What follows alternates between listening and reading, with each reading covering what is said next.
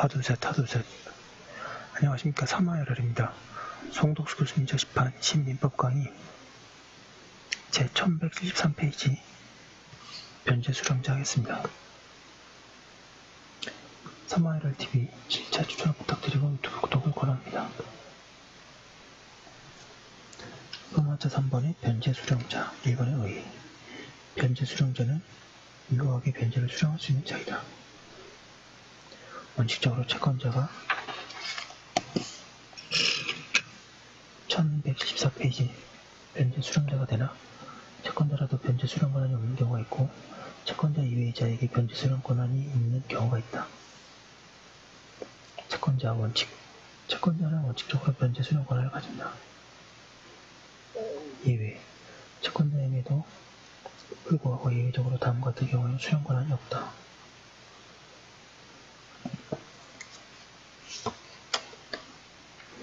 방금 이번에 채권이 압류된 경우, 채권이 입출된 경우, 채권자가 파산 선고를 받은 경우. 4번에 회생 절차 개시 신청 후 그 절차의 개시 결정이 있기 전에 법원이 보전 권리를 선임한 경우. 5번 회생 절차가 개시되는 관리인이 선임된 경우. 이렇게 5개 정도 알아두시면 충분하고요. 압류, 입출, 파산 선고, 회생. 회생은 전부 다가 아니라 회생의 일부인데 요거를 잘 알아두시면 나머지 경우는 예외의 또 다른 예외가 되겠죠. 3번에 채권자 이외의 변제 수령자, 양가를 1번 수령권에 있는 자, 채권자에 의하여 또는 법률 규정, 법원의 선임에 의하여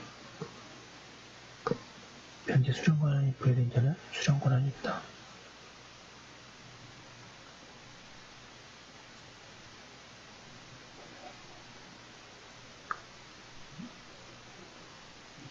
채권자의 임의대리인, 부채자가 선임한 재산관리인, 채권의 추심을 위임받은 수임인이 전자에 의고 제한 능력자인 법정대리인, 법정대리권을 갖춘 채권질권자,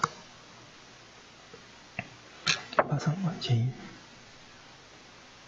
회생절차 개시 결정 전에 선임된 보정관리인,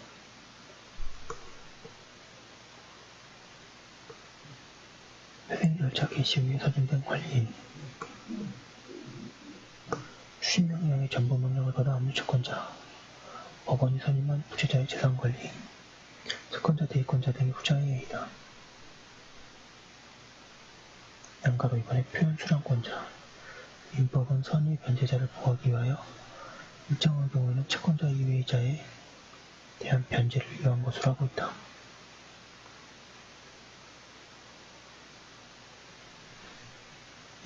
방가를 번에 채권의 준점유자, 양가로가 채권의 준점유자에 의해 채권의 준점유자란 채권을 사실상 행사하는 자이다. 여기서 채권을 사실상 행사한다는 것은 거래관념상 채권을 행사할 정당한 권한을 가진 것으로 믿을 만한 외관을 가지는 것을 말한다. 채권의 준점유자의 예로는 예금 연속이다의 채권증서 인장을 소지한 자, 표현상 소비 1175페이지 가압류로 인하여 채권의 추심 기타 처분행위의 제한을 받다가 가압류를 취소하는 가집행성 후 판결을 선고받아 다시 채권을 제한 없이 행사할 수 있을 만한 외관을 가지게 된 채권자를 들 수 있다. 그리고 위조한 영수증을 제시하여 변제받은 자도 채권자라고 인정될 만한 외관을 갖춘 데에는 채권의 준점유자로 된다. 그에 비하여 위조된 수표의 소지자, 부동산 사업의 동업자, 금융신용 제휴 예금 명의자도 아니고 예금 충당도 소지하지 않은 예금 행위자는 채권의 준점유자가 아니다.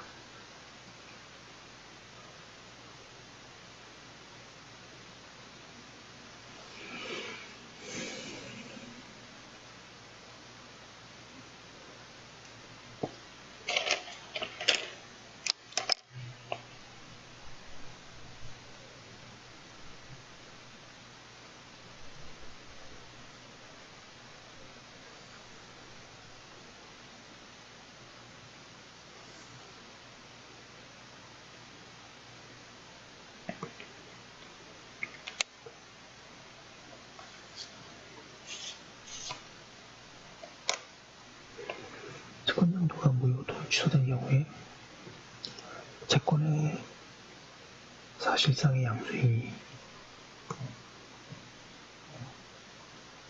채권의 준점유자에 관하여 의용민법에는 없던 제452조가 있다는 이유로 부정하거나 제한적으로 인정하는 견해가 있으나 제452조가 적용되는 경우에도 제470조의 적용을 배제할 이유가 없으므로 긍정하여야 한다. 한편 채권 양도가 무효 취소된 경우에는 선의로 변제한 채무자는 선의 제3자의 보호 규정을 의하여도 보호될 수 있다. 판례에 의하면 무효인 전부 명령을 받은 자는 채권의 준점유자로 다루어진다. 이에 대하여는 전부 채권자에 대한 변제는 그를 채권자로 믿어서가 아니고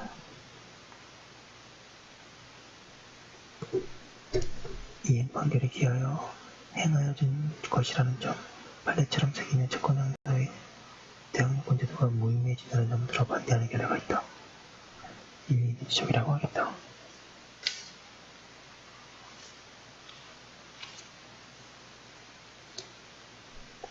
판례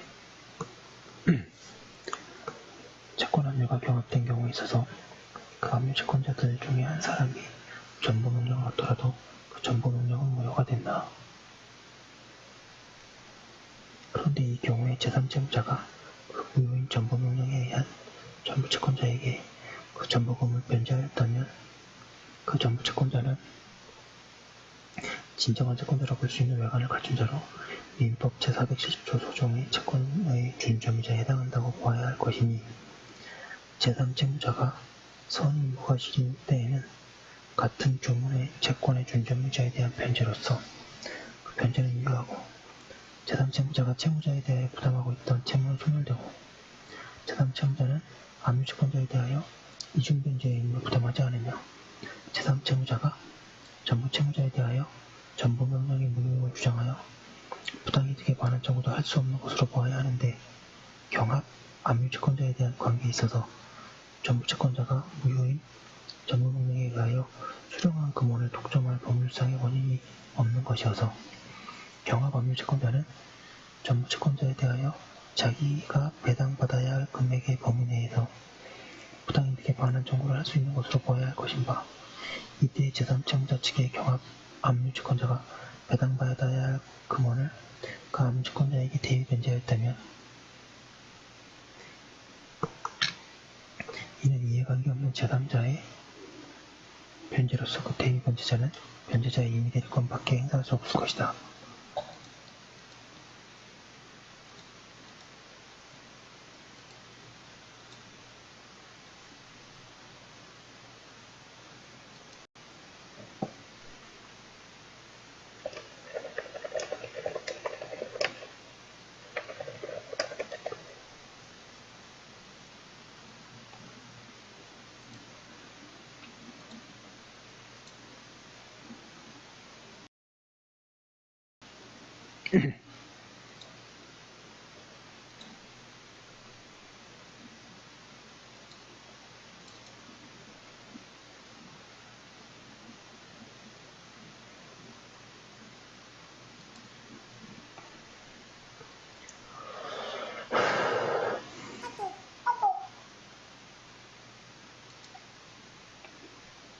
그러나 제3채무자가 위의 전부금을 변제함에 있어서 선임무가 실현되었다면 제3채무자가 전부채권자에게 한 전부금의 변제는 효력이 없는 것이라고 할 것이고 또 그것이 경합 채권자에게 대하여 불법행위가 될 수 없는 것이니 제3채무자는 경합 압류 채권자에 대하여 그로 인한 손해를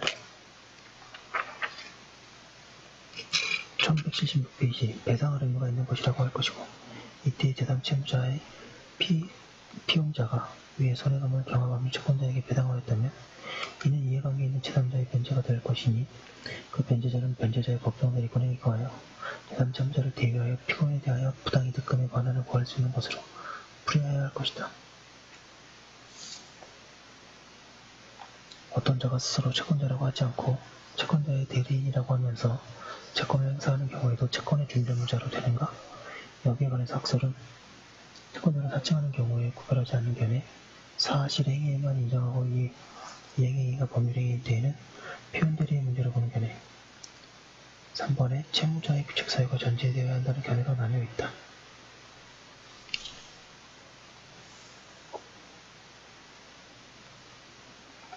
판례는 준재무자가 스스로 채권자라고 하면서 채권을 행사하는 경우뿐만 아니라 채권자의 대리인이라고 하면서 채권을 행사하는 때에도 채권의 준재무자에 해당한다고 한다.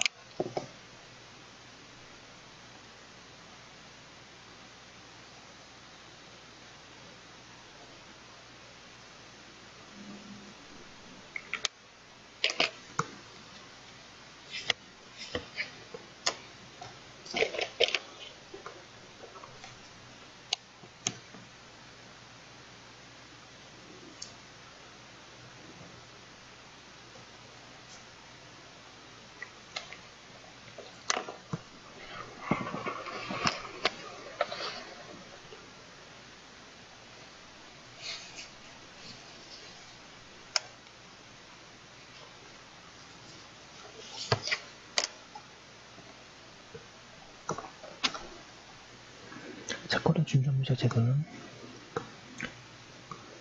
선의로 변제한 자를 보호하기 위한 것이므로 준재무자로서의 요건을 갖추어진 한 대리인으로서 행사하는 것은 특별히 다루어서는 안 된다. 그리고 이행행위가 법률행위라고 하여 달라질 이유도 없다. 결국 일설미 판례가 옳다. 한편 대리인을 사칭하는 경우가 표현대리의 요건을 갖춘 때에는 표현대리의 규정에 의하여 채무자가 보호받을 수도 있다.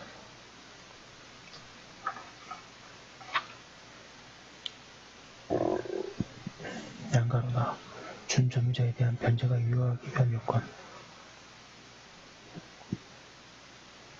채권의 준점유자에 대한 변제가 유효하려면 변제자가 선의무가 실어야 한다.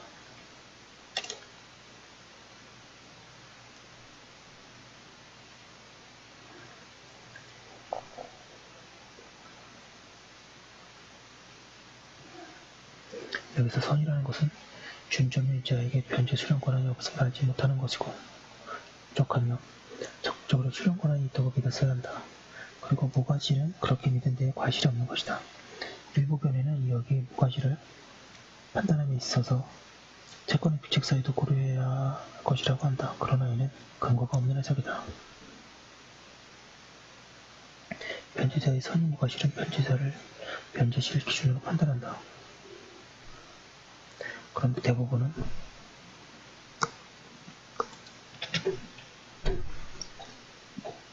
포함행위에 의한 자금이체 신청의 경우에는 자금이체시의 사령뿐만 아니라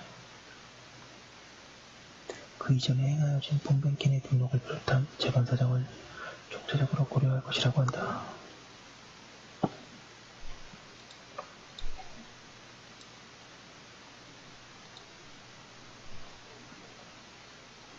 한편 변제자의 선임과실은 변제 이유를 주장한 자가 증명해야 한다.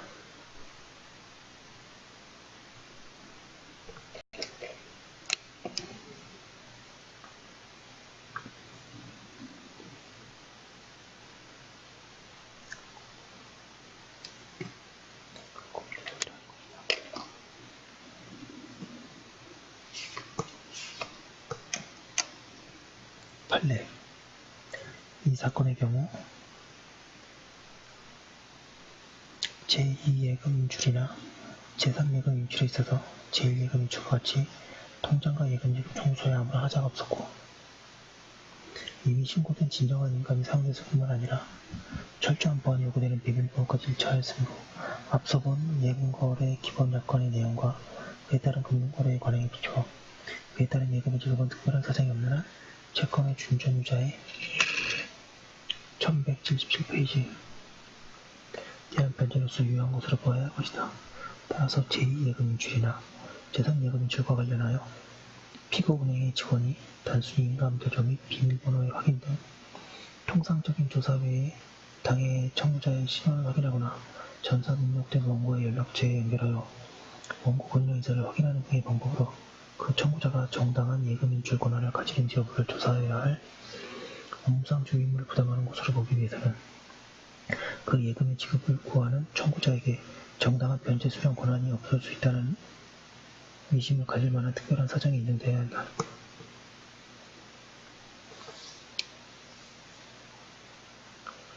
그러한 특별한 사정이 있다고 볼 것인지 여부는 앞서 본 금융거래의 관행이 금융기관의 대량의 사물을 원활히 처리하기 위하여 필요하게 만들어진 것이기도 하지만 다른 한편으로는 예금 인출의 편리성이라는 예금자의 이익도 고려된 것인 점, 비밀번호가 가지는 성질에 비추어 비밀번호까지 일치하는 경우에는 금융기관이 그 예금 인출 권한에 대하여 의심을 가지기는 어려운 것으로 보이는 점, 금융기관에 추가적인 확인 의무를 부과하는 것보다 예금자에게 비밀번호 등의 관리를 철저히 하도록 요구하는 것이 사회 전체의 거래 비용을 줄일 수 있는 것으로 보이는 점 등을 참작하여 신중하게 판단해야 할 것이다. 양가로 니은 효력 규정인 강행법규 위반하는 계약을 체결한 자가 그 약정의 효력이 부인된다는 사실을 알지 못한 탓에 그 약정에 따라 변제 수령 권한을 갖는 것처럼 외관을 갖게 된 자에게 변제를 한 경우에 특별한 사정이 없는 한 변제자가 그 채권의 준점유자에게 변제 수령권이 있다는 것으로 원한 것은 법률적인 검토를 제대로 하지 않은 과실에 기인한 것이라고 할 것이다.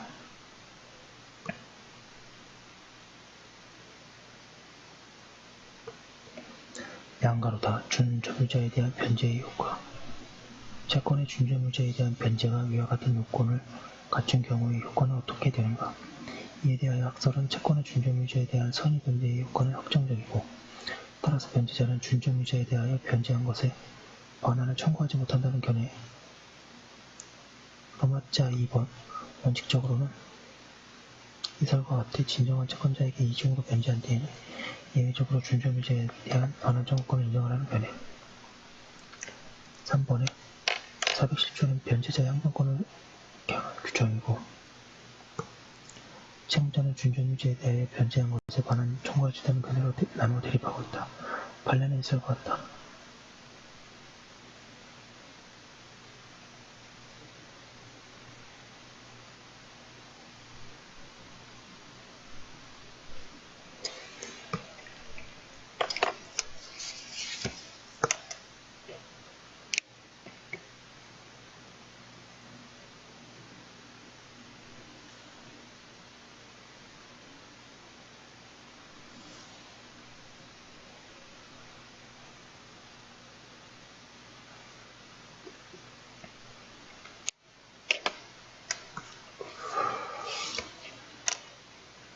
사견으로 제410조는 변제가 효력이 있다고 규정하고 있으며 변제를 가지고 채권자에게 대항할 수 있다고 규정하고 있다.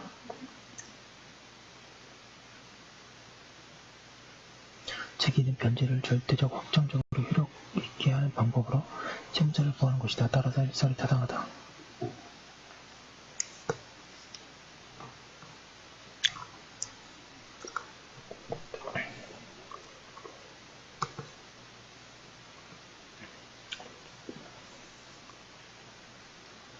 사견의 일설에 의하면 준점유자에 대한 변제가 유효한 때에는 변제자는 준점유자에 대하여 반환 청구를 하지 못하고 진정한 채권자만이 부당이득의 반환 청구권을 가진다.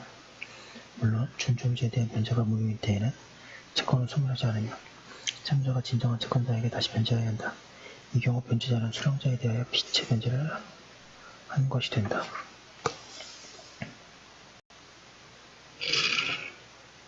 1178페이지 방가로 2번에 영수증의 소지자. 영수증을 소지한 자에 대한 변제는 그 소지자가 변제를 받을 권한이 없는 경우에도 효력이 있다. 그러나 변제자가 그 권한 없음을 알았거나 알 수 있었을 경우에는 그러하지 아니하다. 영수증은 변제의 수령을 증명하는 문서인데 이 규정에서의 영수증은 진정한 것만을 가리키며 위조된 것은 포함되지 않는다. 다만 위조된 영수증 소지자에 대한 변제는 경우에 따라서 제410조의 채권의 준점유자에 대하여 변제로 될 수는 있다. 양가르마에 앞서 살펴본 바와 같이 영수증 소지자에 대한 변제가 유효하게 되려면 변제자가 선의 인부가 실현해야 하는데 그 증명 책임은 변제가 무효임을 주장하는 자에게 있다. 영수증 소지자에 대한 변제의 효과는 채권 준점유자에 대한 변제의 경우 같다. 방가로 3번에 증권적 채권의 증서의 소지인 지시채권, 무기명채권, 지명소지인 7급 채권과 같은 증권적 채권의 증서의 소지인에 대하여 향한 변제는 그 소지인이 진정한 권리자가 아니더라도 변제자가 악이거나 그에게 중과실이 없는 한 유효하다. 이는 변제자 보고의 증권적 채권의 유통을 위한 것이다. 4번은 수령 권한 없는 자에 대한 변제. 변제 수령 권한이 없는 자에 대한 변제는 위에서 설명한 표현 수령권에 대한 것을 제외하고는 무효이다.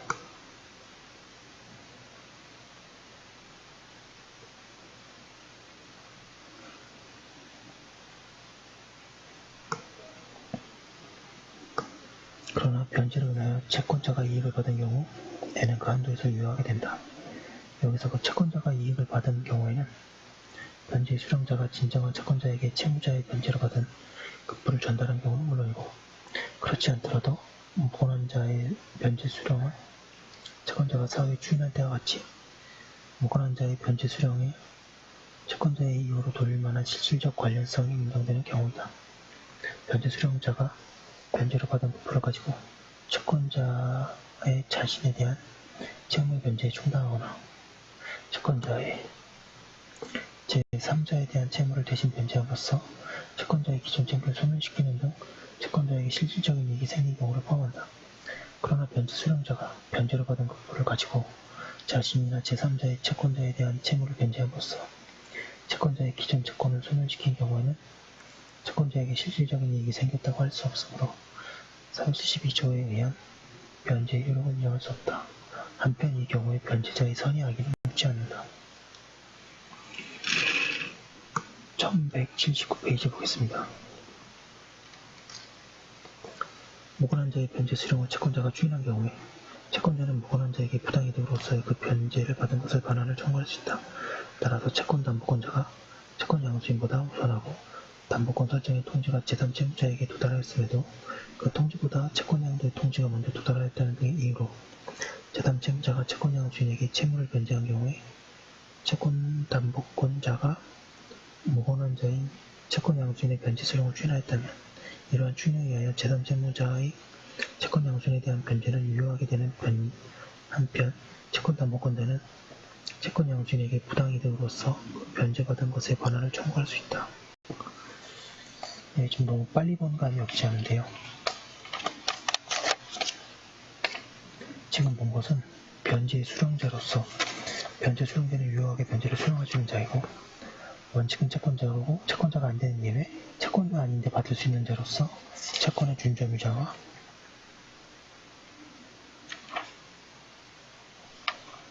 를 보았습니다. 여기까지 본 거 올려두고 다음 거 이어서 하겠습니다.